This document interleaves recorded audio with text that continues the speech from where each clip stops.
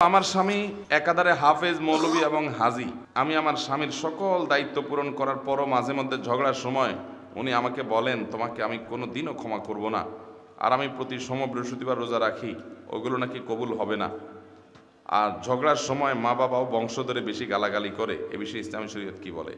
দেখেন, স্বামী স্ত্রীর এ সমস্ত নালিশ আমার কাছে যেগুলো আসে, এগুলো আসার পর আমি বেশিরভাগই দেখেই বুঝি যে এক পক্ষের কথা শুনে আমি আসলে পুরো ঘটনা সম্পর্কে জানা কঠিন হবে। ভদ্রমহিলা তো এটা বলছে, এখন ভদ্রলোকের বক্তব্য শুনলে বোঝা যাবে আসল কাহিনীটা কি। তারপরও আমরা প্রশ্ন অনুযায়ী জবাব দেব, যতটুকু শুনছি ততটুকুর উপরে ভিত্তি করে আমরা বলতে পারি। প্রথম কথা হলো, মাঝখানেরটা থেকে বলি, কোনো নারী তার জন্য আল্লাহর জমিনে আল্লাহর ফরজ কাজগুলো করার পর, হারাম কাজগুলো থেকে বাঁচার পর সবচেয়ে গুরুত্বপূর্ণ আমল হলো স্বামীর আনুগত্য করা, নিজের চরিত্রের হেফাজত করা, পর্দাপোশিতা করা। এর চেয়ে গুরুত্বপূর্ণ কোনো কাজ মহিলাদের জন্য আর হতে পারে?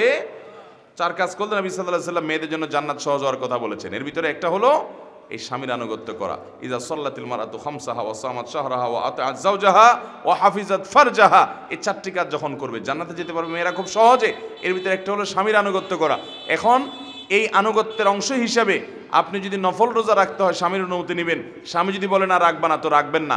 আপনি রেখে যে সওয়াব পাইতেন, স্বামী নিষেধ করার কারণে যে রাখলেন না, তার চেয়ে বেশি সওয়াব পাবেন। সওয়াবের কমতি হবে না, আপনি মন খারাপের কোনো কারণ নাই। নফসের চাহিদার জেদ খেদ মিটানোর নাম ইসলাম না, ইসলাম হলো আনুগত্যের নাম, যখন যেটা করতে বলা হয়েছে। অনেক বোনরা এটা বুঝেন না। আপনি এখন কোরআন তেলাওয়াত করছেন, আপনার স্বামী বলছেন না এখন করিও না, আপনার জন্য এখন না করাটাই হলো ইবাদত। কারণ এই কোরআন তেলাওয়াত তো ফরজ না, এটা নফল। স্বামীর ওই নির্দেশটাকে অগ্রাধিকার দিয়ে আপনি এখন করবেন না। হ্যাঁ, যদি এমন হয় স্বামী কখনোই করতে দেয় না, সব সময় বাধা দেয়, নামাজই পড়তে নিষেধ করে, তাহলে ওই কথা শোনা যাবে না। লা তাআতা লি মাখলুকিন ফি মাসিয়াতিল খালিক, আল্লাহর নির্দেশ লঙ্ঘন করে পৃথিবীতে কারোর নির্দেশ মানা যাবে না।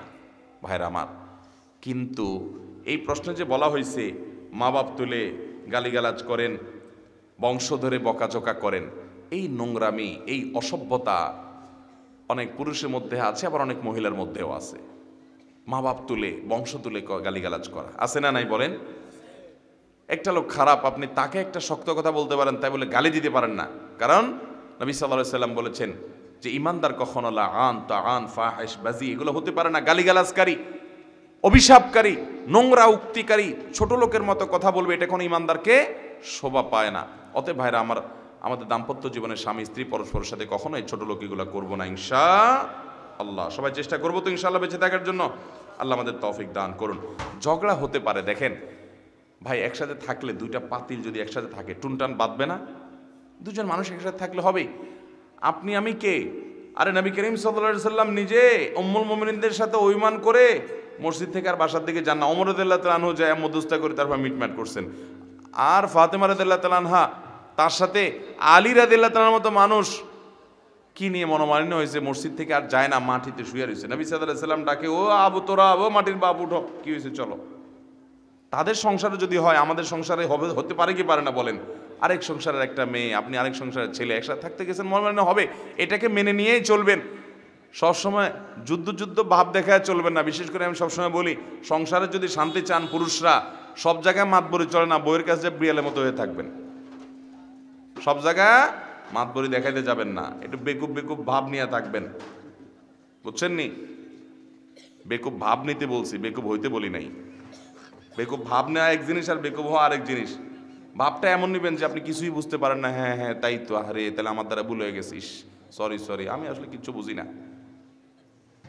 এরম ভান ধরবেন, তাহলে দেখবেন সংসারে শান্তি চলে আসছে। আপনারা এসে বলবেন, তোমার মা কি বলছে জানো, তোমার ভাই এত বড় সাহস, এত বড় স্পর্ধা। বেকুব ভাব ধরবেন সাথে সাথে। পারলে ওদেরকে দমন করেন, ঠিক আছে, কিন্তু মহিলার সামনে তখন আবার যুদ্ধ লাগাই দিয়েন না। বলেন যে হ্যাঁ ঠিকই, এই ছেলে তো এরকম বলতে পারে না, অন্যায় কথা, হারে কি করা উচিত, কি করব আমি, এমন একটা ভাব নিবেন যে আপনি আসলে দুর্বল। তখন বলবে কি, আমার স্বামীটা মানুষ ভালো কিন্তু বেকুব।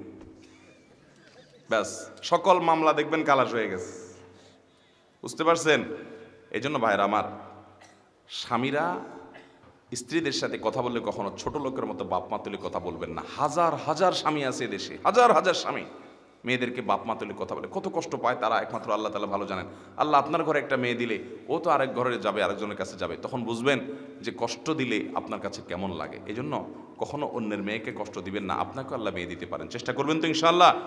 আমরা দাম্পত্য জীবনে দেখেন হাদিস ওইটা সবসময় মাথা রাখবে। নবী সাল্লাল্লাহু আলাইহি ওয়াসাল্লাম বলেছেন, খায়রুকুম লি আহলি ওয়া আনা খায়রুকুম লি আহলি।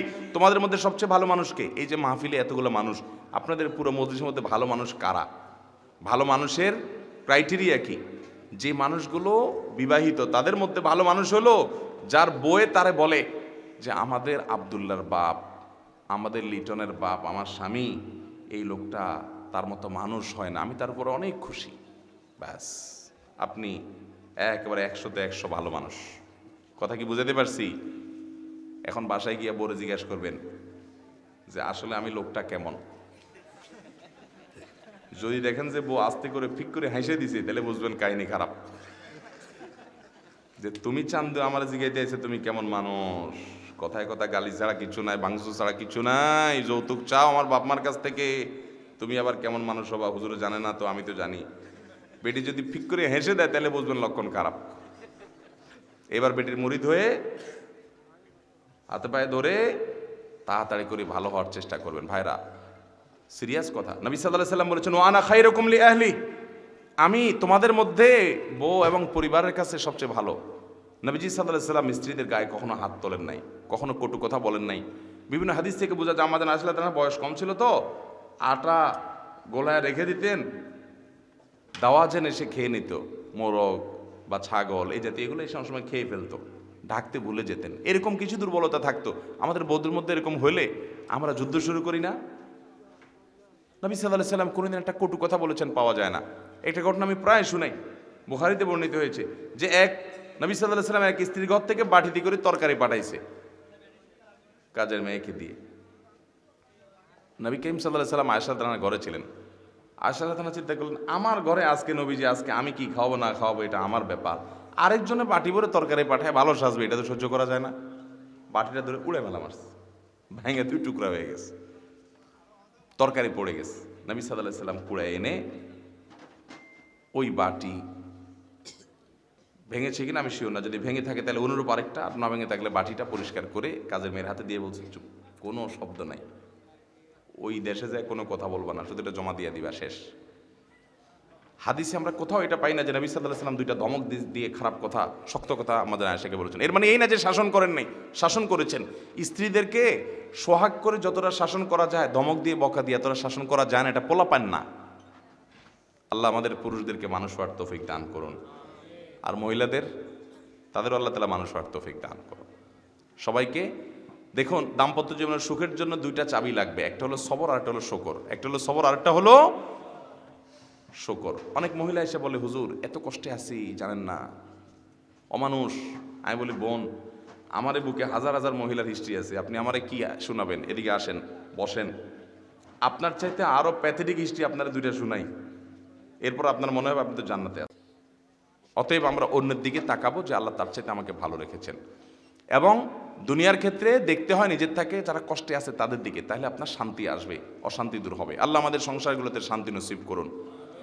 অতএব স্বামীরা এরকম অমানুষের মতো আচরণ করবেন না, আর মহিলারাও সবর করবেন, নসিহা করবেন, বুঝাবেন। অনেক মহিলা আছে ব্যক্তিগত ইবাদত বন্দেগীতে, তালিম ইত্যাদিতে এমন ঝুঁকাঝুঁকে স্বামীর আনুগত্য করেন। আমি প্রায় বলি, মহিলাদের জন্য তিতা করল্লার আমল হলো স্বামীর আনুগত্য করা। আজকাল মহিলারা পর্দা করতে রাজি, বোরকা পড়তে রাজি, হাত মোজা দিতে রাজি, পা মোজা দিতে রাজি, তালিম করতে রাজি, নামাজ পড়তে রাজি, তাহাজ্জুদ পড়তে রাজি, সব করতে রাজি, কিন্তু কি করতে রাজি না? স্বামীর কথা শুনতে রাজি না। এই বেটার কথা শুনবো, বেকুবের মতো কথা বলে, এটা কোনো যুক্তির কথা হইলো? বেটা কি ব্যবসা করবে, মহিলা ওটা নিয়ে পণ্ডিতি করে, সব কিছুতে পণ্ডিতি করে। না ভাই, আপনার বুঝে আসুক আর না আসুক। কোনো এক সালাফের স্ত্রী বলেছেন, আমরা আমাদের স্বামীদেরকে, আগের যুগের মানুষরা রাজা বাদশাদেরকে প্রজারা যেরকম সম্মান করতাম আমরা এরকম সম্মান করতাম। এখন এগুলো নাই, দিনদার মেয়েদের মধ্যেই নাই, স্বামীর আনুগত্য নাই। মেয়েদের জন্য একটা অ্যাসিড টেস্ট যে আমার স্বামীর আনুগত্য, স্বামীর সাথে বেয়াদবি কোনো, সর্বোচ্চ সম্মান দেব। আল্লাহ তাআলা তার মাধ্যমে আপনার জান্নাত নিশ্চিত করেছেন, এবং সুখী দম্পতির জন্য এটার কোনো বিকল্প নাই। ওই পশ্চিমাদের নাচানাচিতে নাচানাচি করিয়েন না, ওদের সংসার শেষ, ওদের লাইফ শেষ, ওদের সুখ শান্তি বলতে কিচ্ছু নেই। দেখেন না, যত আওয়াজ করে বিয়ে হয় তত আওয়াজ করে ভাঙে। আল্লাহর বিধানের বাইরে শান্তি নাই। আল্লাহ আমাদের বোঝার তৌফিক দান করুন।